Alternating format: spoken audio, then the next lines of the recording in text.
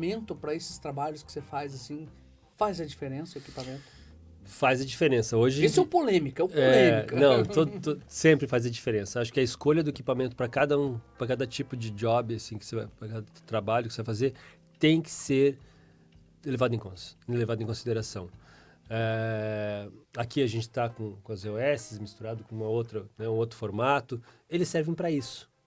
A gente poderia tirar daqui e fazer para outra coisa? Poderia, mas daí seria outra lente, seria uma outra forma de compor essa câmera, talvez ela tivesse que ter um estabilizador, né? A gente pode fazer uma coisa diferente na luz?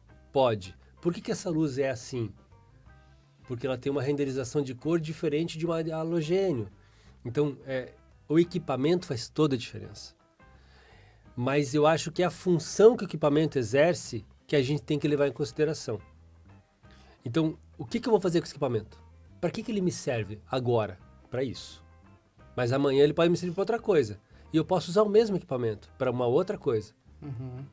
Tá? Mas como que eu vou usar? Mas ele vai ter que ter um outro periférico, vai ter que ter um outro formato. Então, pensar o equipamento é essencial. E hoje, os equipamentos, a gente está cada vez migrando mais para equipamentos mais leves, assim, né? Mais pocket. Para algumas coisas, lógico. Né? No cinema, a publicidade já tem uma outra pegada. O broadcasting também na televisão tem uma outra pegada. Cada um tem o seu, mas vamos falar aqui do videomaker, dessa relação. Eu acho que a gente está indo cada vez para o menor. E já chegou num tamanho que está bom. Uhum. Né? Tirando a ideia de usar o celular para produção. Né? Como antes da gente começar, eu falei que eu usei o celular em Guadalupe, lá no documentário de Guadalupe, para fazer algumas imagens, porque eu não tinha autorização para fazer com câmera. Eu podia gravar ou com o Osmo ou com o celular. O Osmo não estava me dando uma qualidade boa, eu gravei com o celular. Então a gente pode usar, vai depender da função que tem e o objetivo que você quer. Lógico, por exemplo, eu fui fazer uma live algum tempo atrás e a gente fez com o que está aqui. Mesmo equipamento que tem aqui, eu fui fazer uma live. Ficou legal? Ficou boa? Ficou. Daí eu fui fazer novamente com broadcasting. Ficou outra coisa. A mobilidade foi outra. Uhum. A forma de trabalhar foi outra. Era o mesmo produto, só que foi gravado em dias diferentes com 2 tipos de equipamento. O broadcasting são as câmeras maiores, full size, tamanho grande, com lentes e tal. Por quê? Porque ela te permite um zoom. Aqui eu não tenho. Se eu quiser reenquadrar uma câmera com lente fixa, eu vou ter que tirar ela do lugar que ela está. Né? Broadcast não. Eu tenho uma lente que eu posso fechar, posso abrir. São teleobjetivos que tem. É uma outra relação.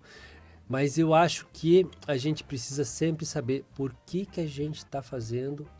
Por que eu vou levar aquele equipamento? Por que eu vou ter aquele equipamento? Né?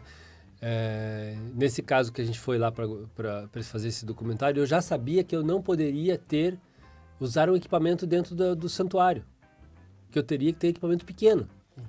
Então a gente foi com o celular e foi com o Osmo, que eu sabia que eram os equipamentos que eu poderia entrar. Era a autorização que eu tinha.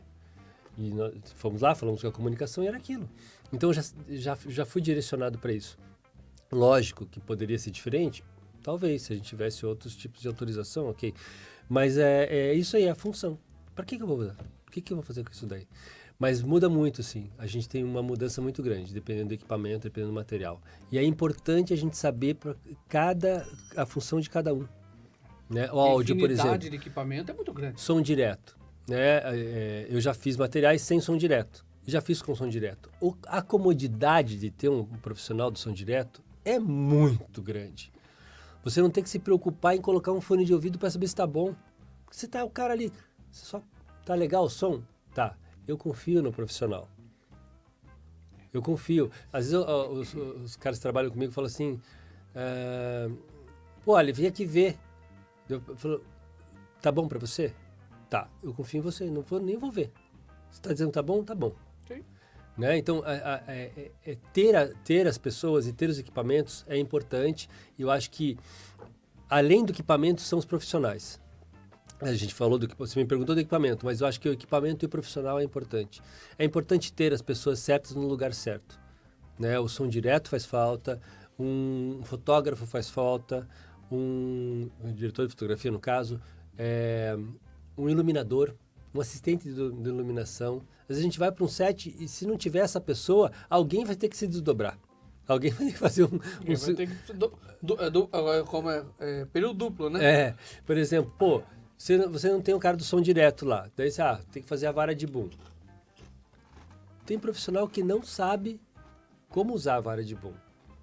Fica batendo o anel, fica mexendo no cabo, cria ruído, não escutou esse ruído vai depois para a finalização.